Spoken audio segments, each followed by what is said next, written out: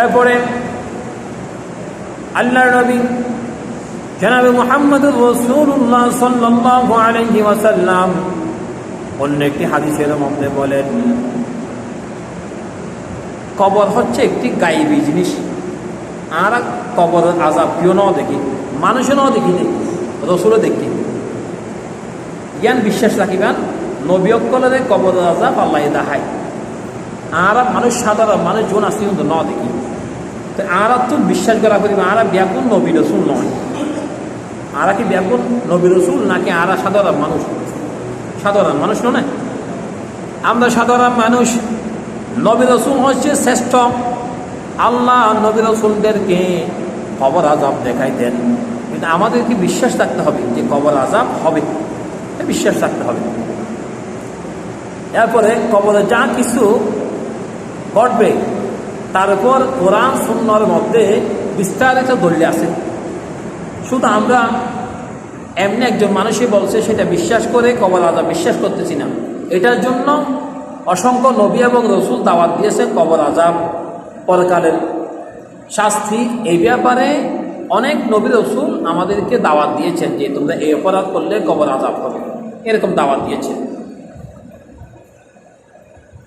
এরপরে নবীজি বললেন আন্নারু ইউরাদুনা, কুরআনুল কারীমের সূরা মুমিনুনের 46 নম্বর আয়াতের মধ্যে বলেন আন্নারু ইউরাদুনা আলাইহা গুদুওয়ান ওয়া আশিয়া ওয়া ইয়াওমা তাকুমুস সাআতু আদখিলু আলা ফিরআউনা আশাদ্দাল আযাব। আগুন তাদেরকে সকাল সন্ধ্যায় শাস্তি দিবে। সকাল থেকে সন্ধ্যা পর্যন্ত শাস্তি, আবার সন্ধ্যা থেকে সকাল পর্যন্ত শাস্তি।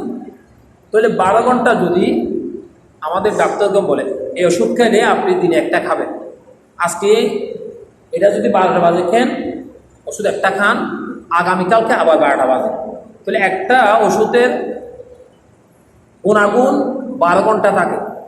আল্লাহ বলছেন আমি তাদেরকে সকাল এবং সন্ধ্যায় প্রতিনিয়ত আযাব দিতে থাকবে। নাউযুবিল্লাহি মিন যালিক। আল্লাহ আমাদেরকে আযাব থেকে বাঁচিয়ে রেখে কবরটা শান্তির স্থান বানিয়ে দেন, বলেন আমিন।